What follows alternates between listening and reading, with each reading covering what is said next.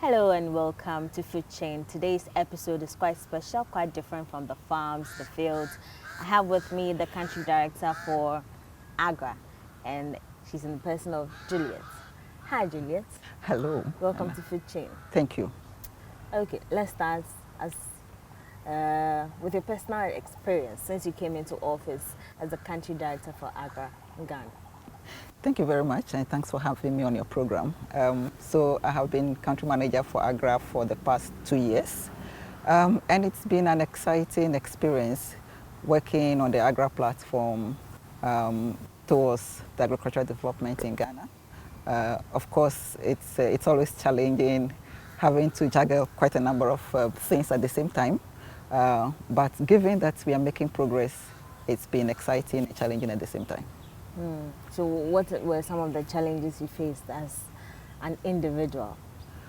Well, I would say that I joined Agric at a time where we were just beginning to develop a new strategy. And so as a new person on the job, leading the strategy development, continuing ongoing work, handling family, putting it all together, I think that work makes it challenging, but it's also part of what we do.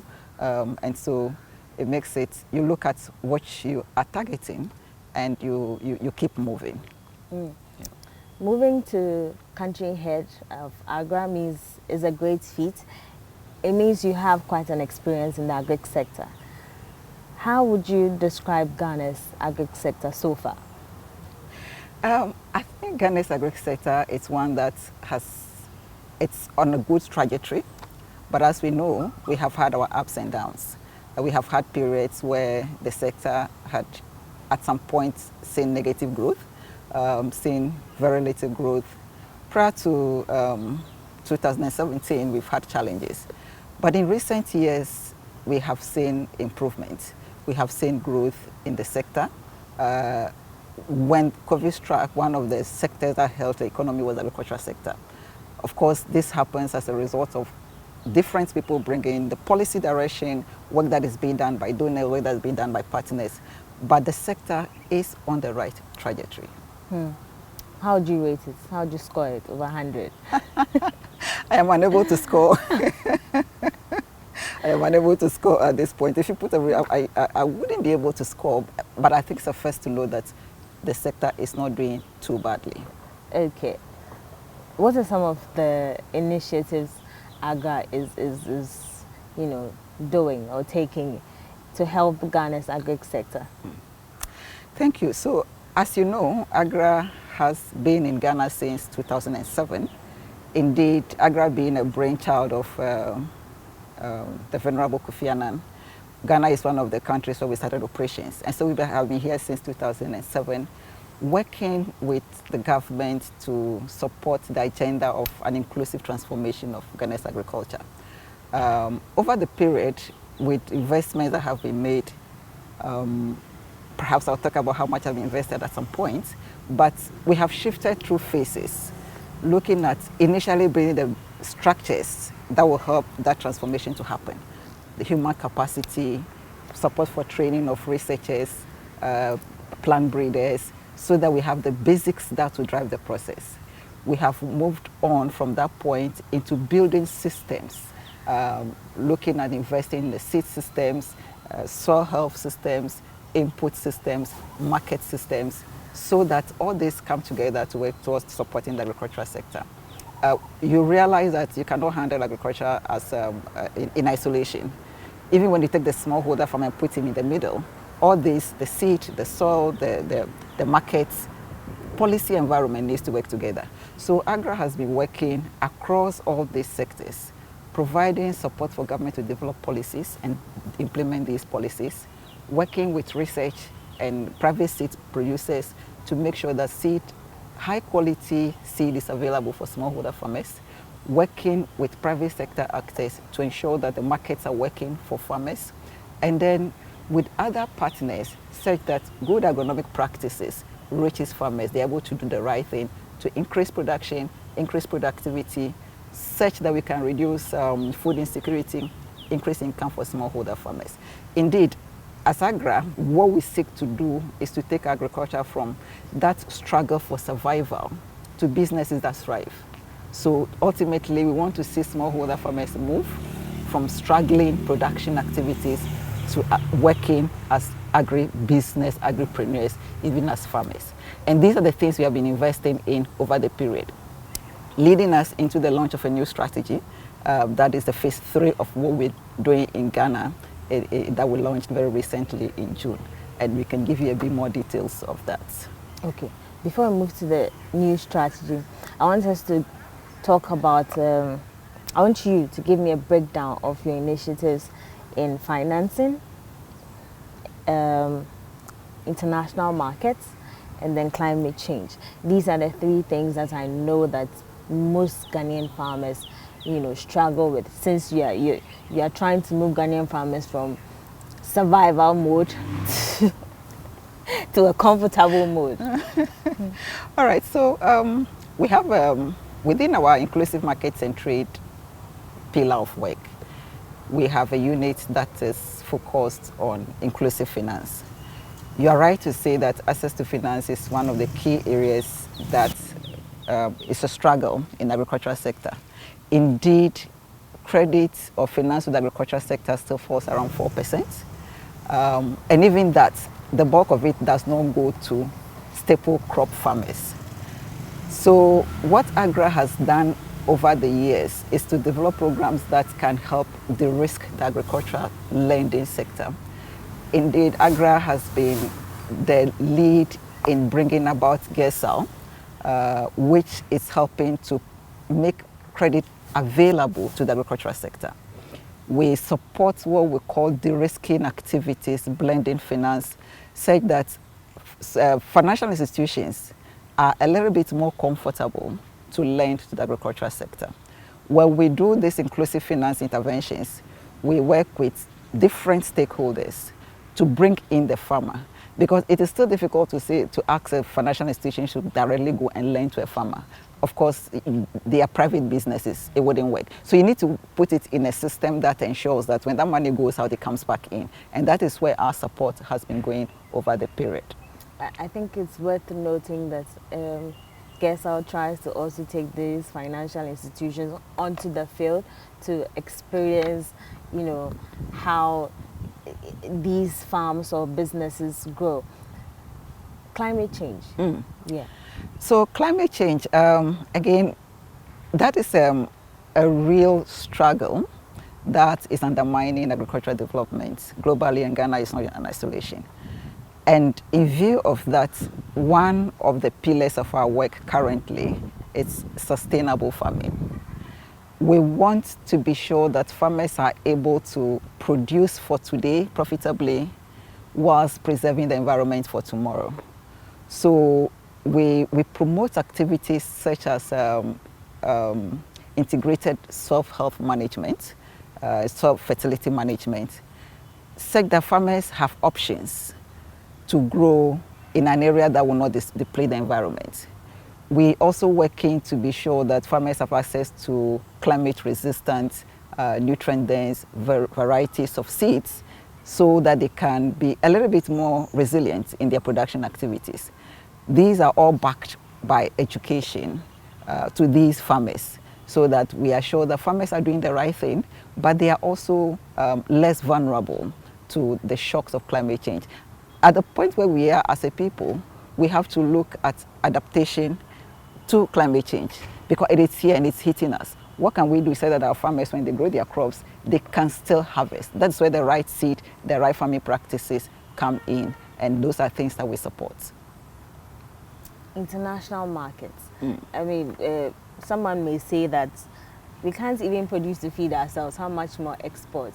But then again, if we look at the poultry sector, they had issues because people were buying directly poultry. I mean, maize and soya, people were buying, the foreigners were buying directly from the farmers. How is AGRA playing along this value chain? Okay, so like you rightly said, there is the bit of making sure that we are able to produce to feed ourselves, first and foremost. So the bulk of our focus is to ensure that Ghanaian farmers are able to produce quality, affordable, nutritious food to feed Ghana.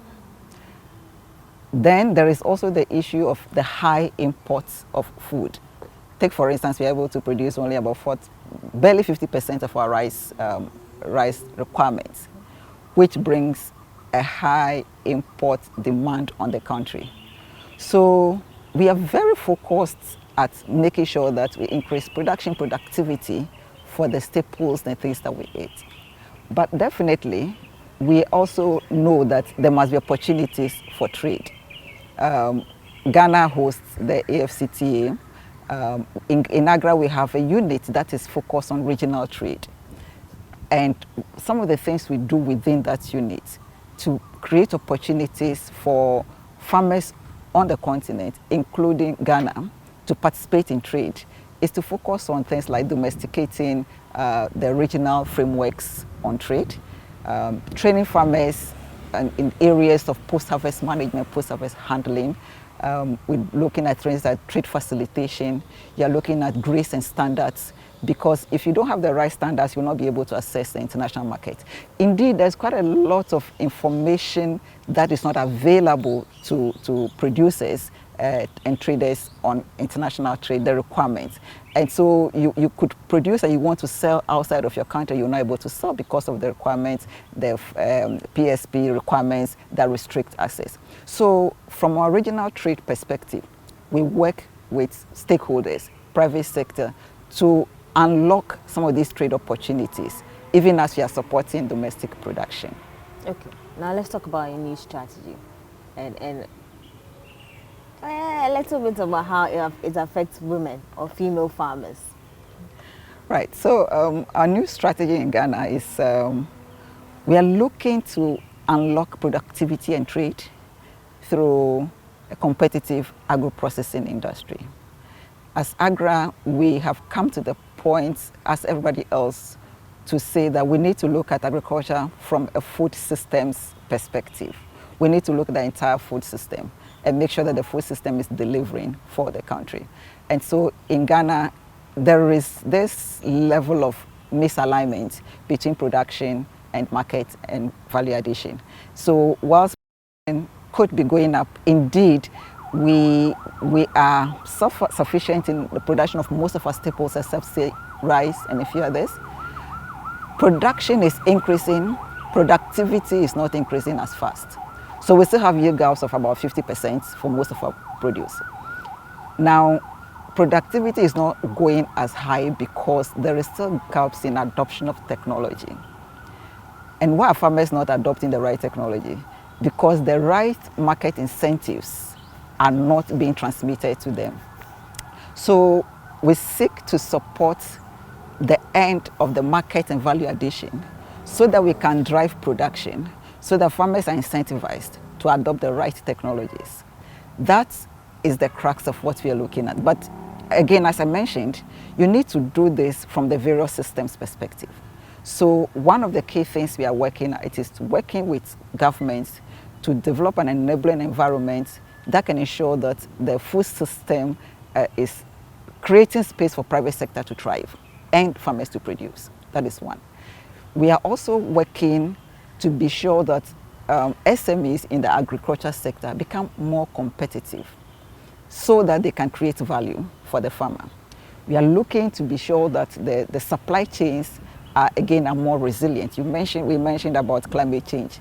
So the supply chains need to become more resilient, not only in terms of productivity, but also resilient to shocks, including climate change. That is another aspect of our strategy. And then there is a key aspect of it, which ties into what you asked. We want to be sure that we have a higher involvement of women and youth, indeed young women and youth, in the agricultural development agenda. So that is a key objective for our intervention. There are things we've been doing already to bring women into the frame. For instance, we have the Value for Hair platform, Agra, which focuses on agri-SMEs, providing a platform for women to engage, building capacity, B2B platform for women enterprises. That has been going on, and we are expanding that and bringing it to country level to give people more opportunity, more women opportunity. And when it talks about the youth, we have, for instance, our Go Getters platform that gives chance for young people to just get into the system. So we are, for instance, looking at, in this new strategy, as we focus on young people, young men and young women, we are setting ourselves a very ambitious target of reaching at least 50% to 70% women in whatever we are working with the youth. That is an ambitious target we've set for ourselves, and we are looking to deliver on that. Agric is doing a lot in Ghana's agri space. How much have you invested so far? So far, since 2007, we've invested a little over $60 million. And we're looking to invest not less than $26 million in the new strategy. Oh, yeah. That's some money. Some good money. Still money. I mean, let me be a little controversial. Let's talk about the Planting for Food and Jobs. We know that over the past 6 years before the halt of the first phase, a lot was invested into that program. What is your general assessment of the program? Well, I wouldn't be able to give my assessment of the program. What we do as Agric is to provide support for government to make sure that policies are well crafted, well delivered. And so part of that well delivered strategy, the policies means that we could help in carrying out assessments. We have been supporting institutions that are assessing the Planting for Food and Jobs. Whatever the outcomes are, we will be able to take it then and move it forward, because we need to be objective about this. So we can't just make, sweeping judgments at this point. Okay. So if you won't give me your assessment on the program, give me your assessment on the policy. Do you think it was well structured to begin with? I think the intentions were very good. I must admit that there might have been challenges with delivery.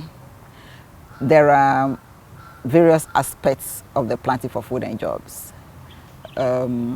Indeed, there was supposed to be a linkage to market component of it.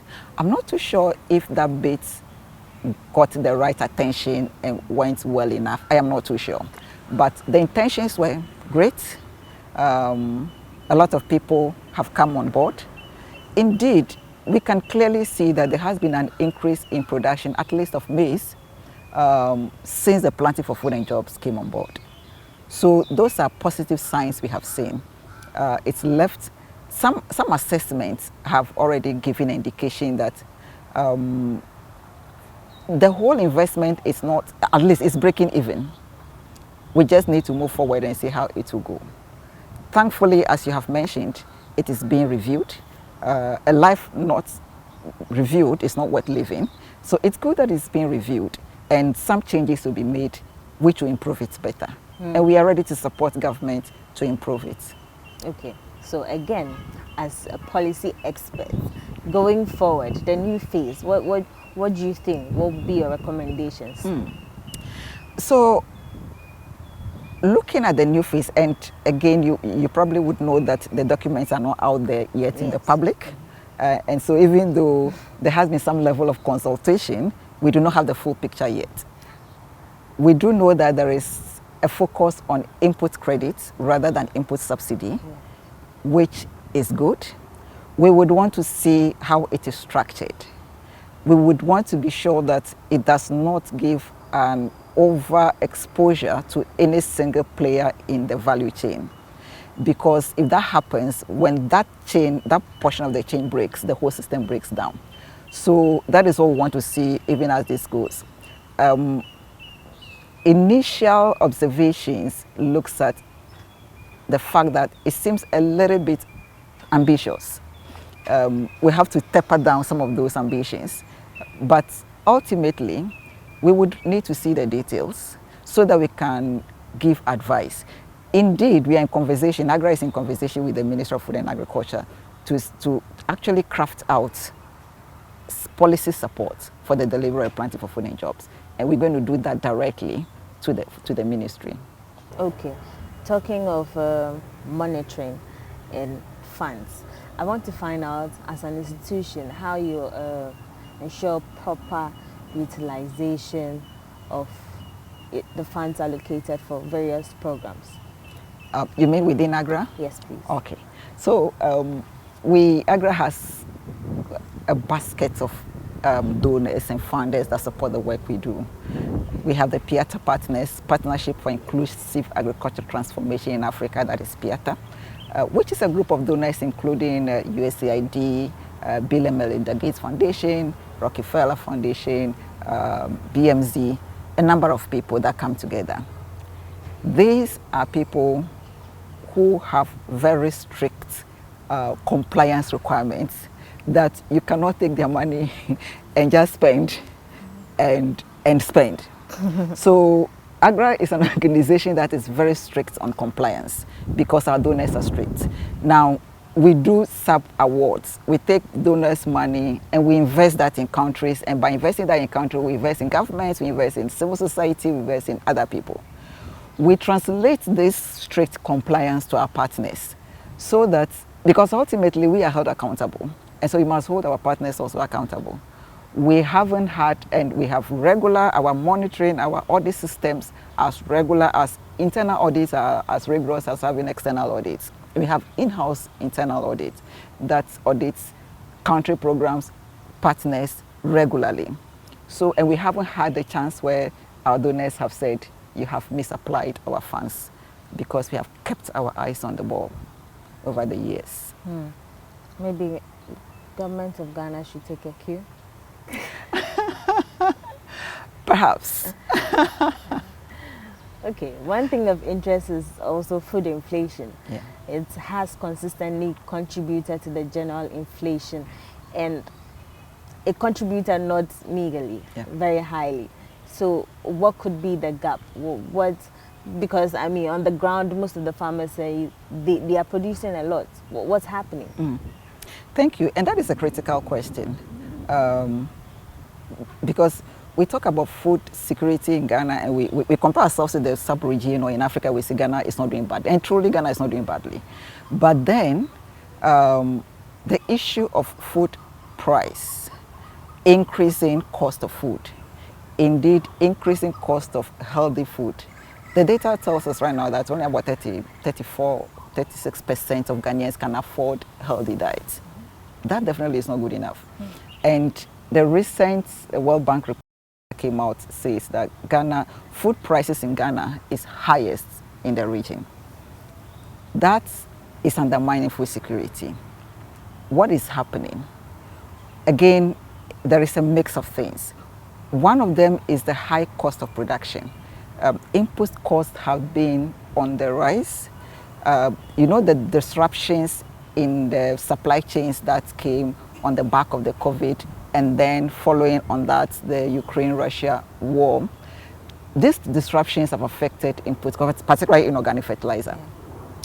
And then there are in-country challenges with movements of food, the distribution channels. The dislocations in the entire system, it's making it so difficult for the food that is produced, even as the cost of production is going up, rising at that end, it's being transmitted and in what geometric proportions because of the cost of getting the food to the market centers. The roads are bad, the infrastructure is not there, we don't have basic infrastructure to take food across. Processing, storage, transportation, these things are not adequately in place. One of the highest contributors of food price in Ghana is cost of transportation. And part of it is because the roads are just so bad. And so until we fix some of these things, that's why we are looking at the food system, that holistic approach of looking at the food system, bring all sectors on board so that people can do their bit. Otherwise, the farmers will continue to produce and will continue to suffer in Accra because prices are so high. Does that mean food security is at risk? I dare say that food security is at risk. Like you rightly said, the hike in inflation in Ghana has in recent times, it didn't used to be like that, it has in recent times been driven by food inflation. When we saw the dip I think 2 months ago, the inflation, everybody wanted to heave a sigh of relief.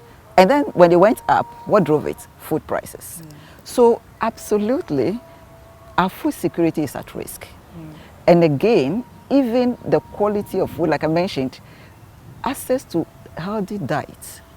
If only 34% of Ghanaians can access it, it's a challenge. Sometimes we don't look at it in that whole, we just say, oh, we are producing 3 million tons of maize, but food is beyond maize. So we need to work at it. So when do we have a lifeline? You know, the lifeline, thankfully, because it's a line, it's a continuing activity. Okay. So all the things we are doing now, including commitments, for instance, that Agric is making into supporting the transformation of the food system and working with others, I believe that we have the line. We are pretty much committed to working with government because, you know, the enabling environment is so critical. So we are pretty much committed to working with government to have the right policies in place, delivering those policies, monitoring those policies, but working with others. So we can work at it. We cannot put timelines to it, but we are, for us as Agric, we have set sight that by the time we finish delivering our current strategy, at least 1.2 million farmers would have graduated from subsistence farming to more market-oriented, diversified farming systems. That will go some way to support what we are doing with everything else that is happening. Do you think there's a future for Ghana's agric sector? Absolutely, I have no doubt. There is a future for the agricultural sector. We just need to get the young people in by making sure that technology comes to play. We reduce the drudgery that is involved in agriculture. We make agriculture more profitable. If there is money in agriculture, the young people will be there. No young person wants to go and do the kind of thing that is happening now. People go to hoe and cutlass, even if they are spraying, polluting the environment, and they are not making any money. If we can get the young people into agriculture, reducing drudgery, making sure that it's profitable, using technology, making sure the systems, it is less vulnerable to the shocks, we can bring them in. And when we bring them in, the sector has a huge future. Any recommendations? I think I've just mentioned a few of them. Any last words? Well, I think that we do have a lot of work to do to develop Ghana's agriculture. Policy coherence, inter-ministerial, inter-agency collaboration and coordination is important. Ministries need to be talking to each other because agriculture cuts across various ministries. They need to be talking to each other. We need to have policies that are consistent and coherent. And we need to be sure that we are delivering on those policies on the ground, not just making the policies, but making sure they are being delivered adequately. If we do that, we hold the other parts of the value chains. We look at agriculture in the view of the food system, we would be able to make progress. Thank you very much, Juliet, for making time on Food Chain and bringing your experts, advice and input into the value chain. That's it for today's episode of Food Chain. Today we talked about a wide range of issues with the country director for Agric, Juliet. Thank you for staying with me on Food Chain today. My name is Emma Davis. See you same time next week.